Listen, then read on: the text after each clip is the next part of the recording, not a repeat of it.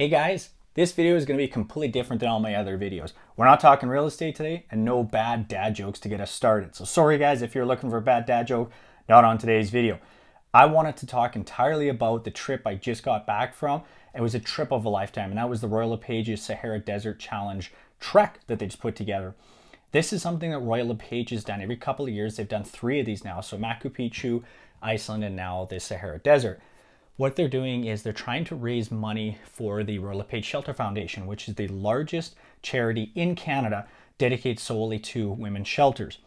And they decided they would challenge their agents a few years ago when we did this Machu Picchu trek. I was on that one. But you have to raise money for your local women's shelters to even be eligible. And then they do a selection process to select about 100 agents to 120 agents from across the country out of the thousands of Royal LePage agents. So I've been blessed to have gone on 2 of these trips now, Iceland and now Sahara. But this one I want to talk entirely about my Sahara Desert Trek. Nationally, we raised over $1 million that's going towards women's shelters all across Canada. I think we're closing on about 1.2 million at the time of recording this video. And all of that money is going back to our local women's shelters. Royal LePage agents pay to administer the charity, so every dollar that's donated is going to the cause and not to paying salaries or rent of buildings or anything like that. So all the money raised is going back to women's shelters in support of that, and it's something I'm extremely proud of. But we this year we went to the Sahara Desert, and it was one heck of an adventure. If you're thinking of going somewhere like Morocco, which is where we were, or if you're looking at this video because you're trying to get some information on Charity Challenge's Sahara Desert Trek, I hope this gives you some good information, what it's all about. These are just my experiences and what we did, but I think you're really going to like it and find it really interesting. So day 1, travel day for me. From Regina, Saskatchewan, it's about 33 hours to get to Morocco, going down a few different flights. But overall, flights were really good and it made it pretty easy. Jet lag trip thing that really helped me was as soon as I got on the plane, I automatically set my clock to the time in Morocco and tried to operate that way. So when I landed in Morocco, I wasn't too tired. I'd slept a little bit on the airplane, and then I stayed up as long as I could that night till about 10 o'clock or so, and then just got right on schedule. For me, I had no issues both ways for jet lag. Maybe that's something you can do to help you out. For me, it worked very, very well. Definitely, as soon as I got off the plane, culture shock right off the bat. Definitely not what I'm used to back home in Canada. Get on the cab and you have to negotiate everything, negotiate the price just to get in the cab, which is always an adventure, not really something I'm used to, but it was pretty cool. And of course, you do your drive there, and the cab ride was an adventure, let's just say that. Road signs and rules of the road that we've been normally accustomed to back home do not apply at all in Morocco. I'd say everything is a suggestion. I wouldn't even call it really driving. I'd say it's more maneuvering of a vehicle. It was pretty interesting. But got into the hotel, got everything settled, and kind of that's where things started. So for us, day 1 and day 2 were both spent in Marrakech, and we did city tours. Day 1 I was kind of on my own, but day 2 was a guided tour around the city. And the Medina, so the walled area of the city, it's a really cool place to go. A lot of sights and sounds, a lot of a big tourist attraction, a lot of experiences you can get there, but it's also a place you got to be very safe, guys. A lot of people kind of overlook this. You've got to look out for a couple of things. First off, keep all your personal possessions, money and stuff like that. Don't take much with you if you can, and keep it in your front pockets. It's very easy to get pickpocketed. It's very busy there, and for some people, this is a professional job for them. One person will distract you while the other person's picking your pocket type thing. So be careful of that. And number 2, when you're taking photos down there, for locals, when you take a photo of them, sometimes they'll come up and they'll ask for money because they want to get paid for you taking the photo. So be aware that that's something that's kind of more cultural there. Big thing too as well, if you're a Westerner, don't eat the street food there. I know that might be kind of part of the adventure. You're probably going to get yourself sick. There's just different ways they prepare the food, and there's bacteria and some of that that's going to make you sick. It's not worth wrecking your trip over that. So just don't do it, guys. There's lots of excellent restaurants in the Medina there that you can go take a look at. Get some phenomenal food. The 2 best meals we had were both in the Medina at smaller restaurants. So go check that out for sure. The whole market itself, very tiny, very congested. I'm gonna have some photos gonna be running as I'm talking here about that. It's very congested. They're driving little mopeds up and down everywhere. Donkeys moving stuff around. The alleyways are too small to have larger vehicles come up and down, so they've got these donkeys moving stuff around. And it's definitely worth going to that just for that experience itself.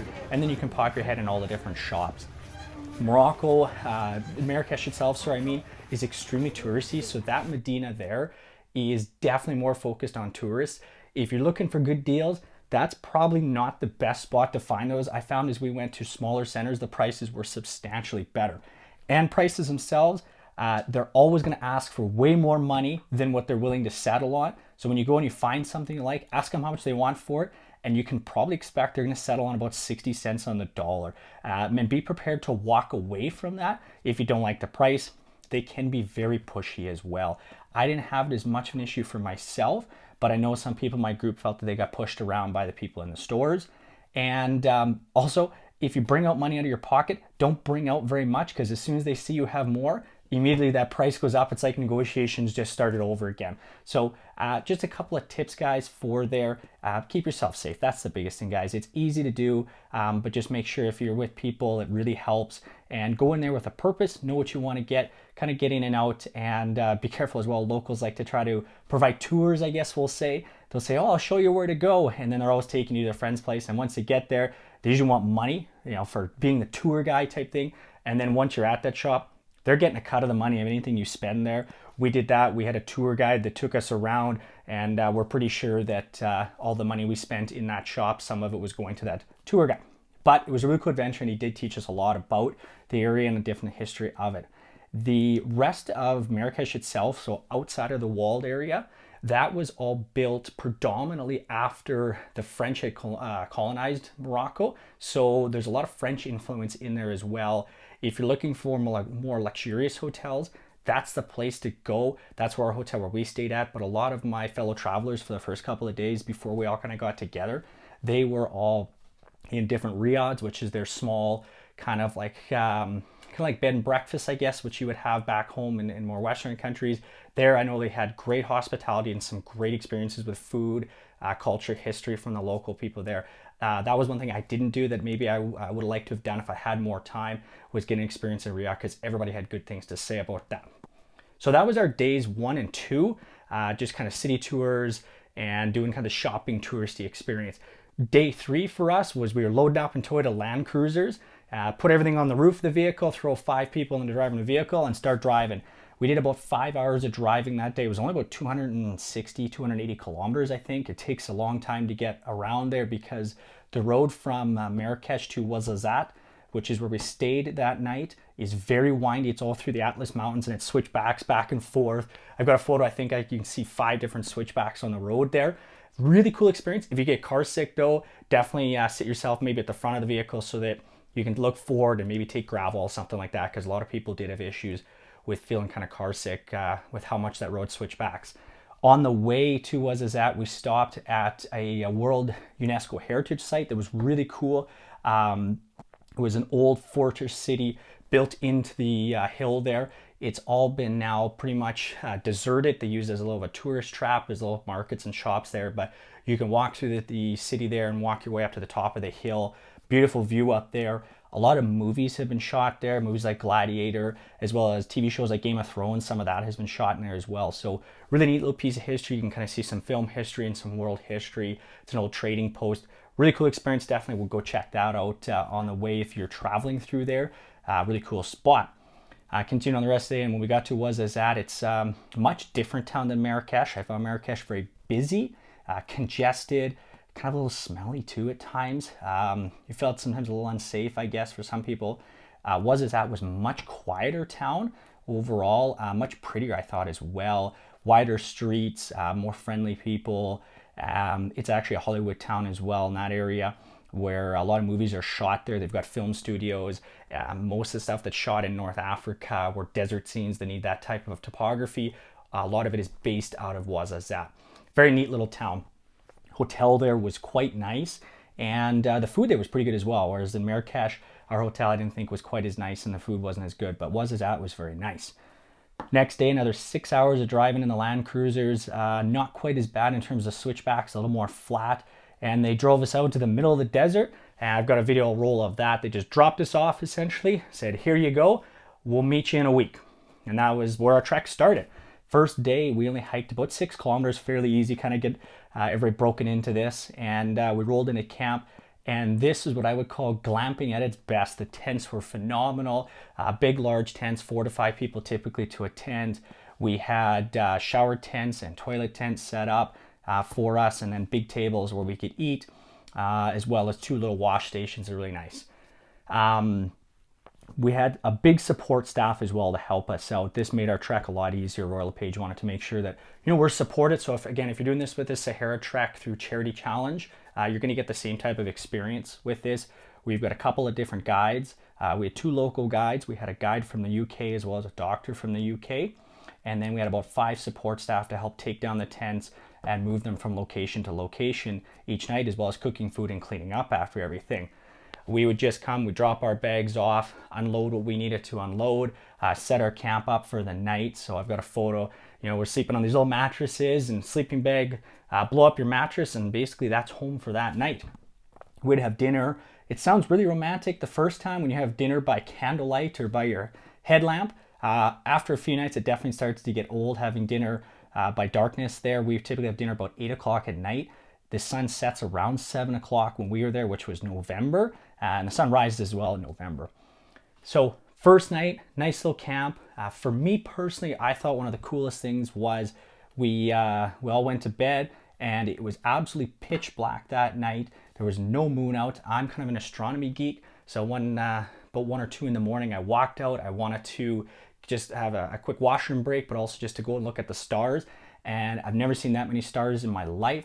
But for me, the coolest thing was I looked around on 360 degrees all around me, and I've never seen this in my life, and I don't know if I'll ever see it again. There wasn't a single artificial light anywhere on the horizon. Not a street light, a car light, a farmhouse, building, not even a glow of a town way off in the distance, nothing. Absolutely spectacular view. I just sat down on the desert floor and looked up at the sky for a while. Absolutely beautiful night sky, and it was the only time I've ever seen that in my life. Not a cloud in the sky, nothing. So really cool experience about that. Next day, this was our longest day. So day 2 in the desert was about 28 kilometers. Most of our hikes were flat, and this day was no different. Pretty much you're walking on the bottom of the desert valley floor, which is an old ocean floor, which is kind of neat because there's seashells and things like that. In the middle of the desert, you see seashells absolutely everywhere. It was a very cool experience.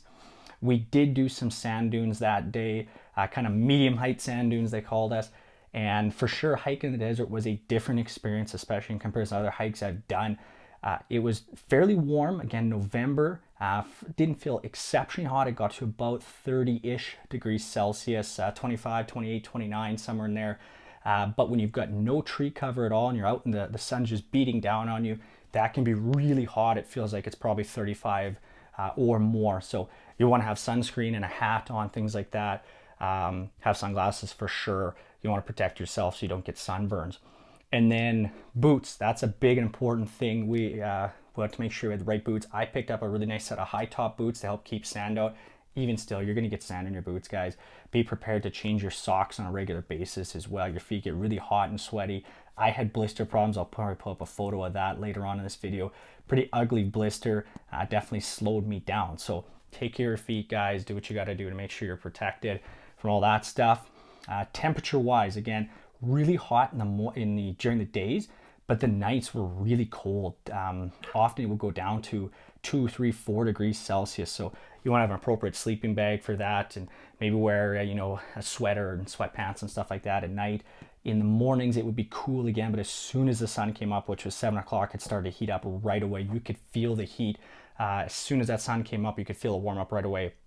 And vice versa, when the sun went down at night, I always made sure I had my camp set up early so I didn't have to do it in the dark. And as soon as it got dark, you could feel the temperature drop immediately. One thing that was kind of weird for me the first 2 nights, I actually thought my mattress was deflating on me. I thought it had a leak somewhere. It was frustrating the heck out of me. I blew up in the middle of the night, and then I realized after the second night when I blew it up in the middle of the night, it didn't deflate anymore. And it wasn't leaking. It was the fact I would blow that mattress up and it would be over 30 degrees when I blew it up. And then when the temperature dropped down to 2, 3, 4, 5 degrees, the air in that mattress had got much denser, and so the mattress felt much flatter. I'd have to blow it in the middle of the night, and then it was fine after that. So kind of a weird thing. I'd never experienced that before, that dramatic temperature change between the days and the evenings there. So you want to dress appropriately for that. It is hot. I was in shorts and t-shirt every single day. This is day 3 on the Morocco trek. We did about 28 kilometers yesterday. Went over some sand dunes. The most part it was completely flat. Today we're supposed to get some hills in us, but if you look around, it's really flat. We're walking across a really big, wide, dry bed, riverbed, sorry. And what are we? 10:30 in the morning, and it's already 20 plus degrees. It gets pretty warm here. It was well over 25 yesterday, but with no clouds and no tree cover, it sure feels a whole heck of a lot hotter than that. Our day 3 in the desert was kind of a medium length. I think we did about 20 kilometers that day. That was the only day we had lots of elevation. So climbing up and down over a ridge and went over a huge sand dune. That was definitely our hardest day physically. The one hike that we did up the sand dune, I think it was about 250 meters we climbed in sand, and that's challenging because you take a step up and your foot slides down 2/3 of the way, so you got to take about 10 steps just to take one forward. It sucks a lot of energy out of you. But the view we got on the top of this ridge was absolutely phenomenal. One of the nicest views I've ever seen in my life. And I've been kind of batting this thing around. I used this the entire time I was in Morocco. It's a Garmin InReach device. Really cool. It's a satellite messenger and a GPS device. So I tracked my entire trip on there. So every single day I'd start it and keep track. Every 10 minutes it would ping the location so we could see. I built a huge map up of everywhere we went. It was really cool to see that as well, because it's a satellite messenger. You can pair your phone via Bluetooth to it. And I was able to message my wife so she kind of knew every night where I was when I got into camp. And when you send her a message, it would also give the location. So she'd be able to pull up on her phone and it'd open up a map and she knew exactly where we were. So it gave her a lot of comfort. This was nice, really nice thing to pick up if you have something like this.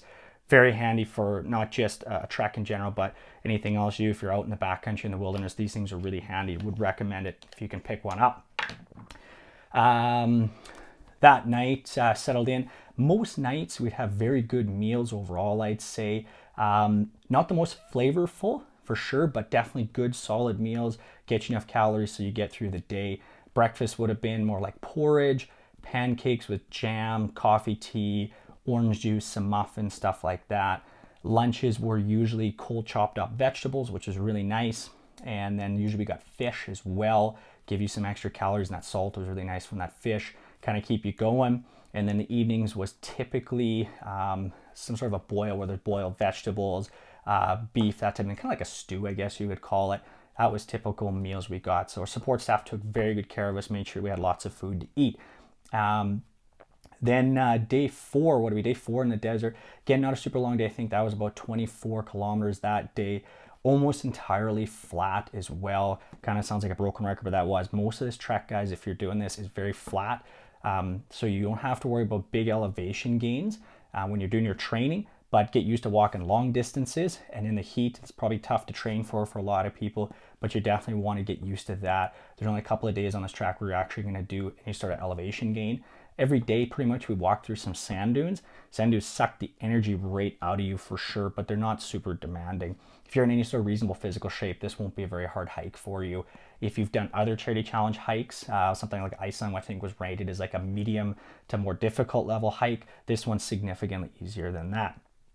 Every night the camps are all set up. As soon as you walk into camp, so you just have to put your bags down, grab some refreshments. They usually had some little snacks out for us, some tea, things like that. Kind of settle in. I always made sure I got into camp right away. I wanted to be the first one there because they'd leave these big jugs of water out and you could shower with them at night. So if you got there right away, the water was still hot because it'd been sitting out in the desert sun all day long. And you'd get basically a salad bowl and you go into this kind of pop-up tent. It was like an outhouse basically. And quickly, suds up the water, soap yourself down, and away you go. When you're bald like me, really easy to get clean, no hair to wash. It was super fast, quick, and easy, in a couple of minutes.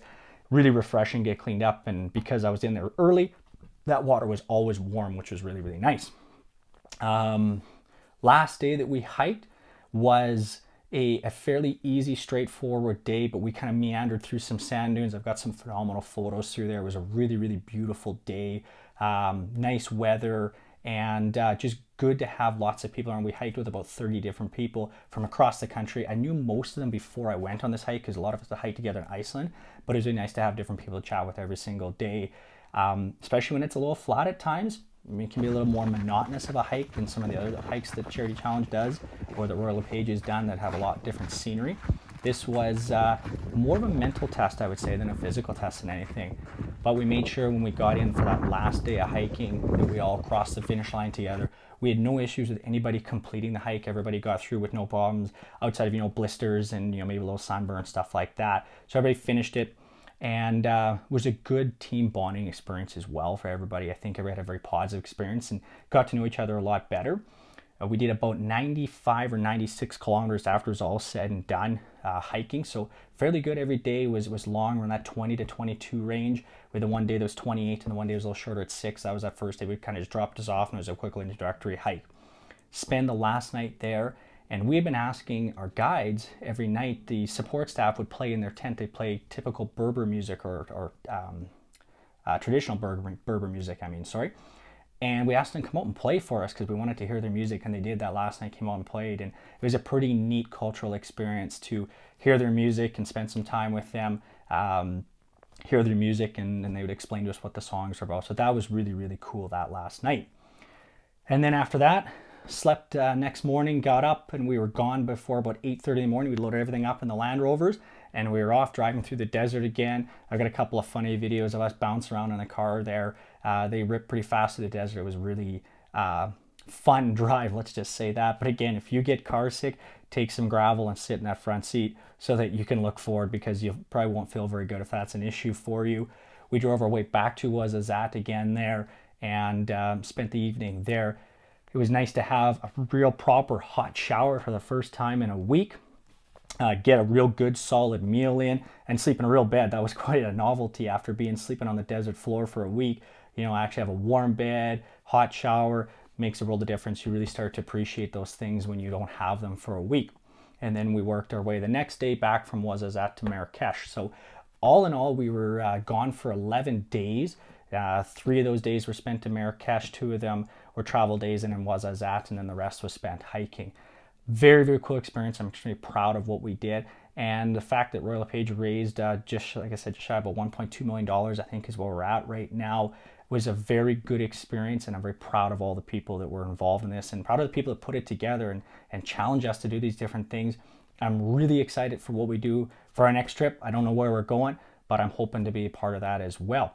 Thanks guys for watching. I hope this kind of gives you a quick update of what I did, where I went, and all the stuff that went into it. It was a fun experience, and I hope this helps those people who were kind of wondering what the Charity Challenge Sahara Trek's all about. I know when I was preparing, I didn't know what to expect. I tried to find some videos and there wasn't a ton of information out there, so hopefully this helps. Thanks very much. The last thing I want to say is thank you so much to everybody who supported me on this trek. It wouldn't have been possible without your support, and this is money that's going to stay in Regina to help women's shelters in the city. This is something that's badly needed and in some ways underfunded. It's something that you should all be proud of, that you were part of this trip with me, and thank you so much for all of you that supported me financially, but also all that supported me with well wishes, tips, and just said thank you and reached out to me. It was meant a lot to me, and thank you so much. And I can't wait to hopefully do this again in the future. I know they're going to plan another in a couple of years, so I'm excited to have that opportunity again if it comes about. Thank you very much, everybody.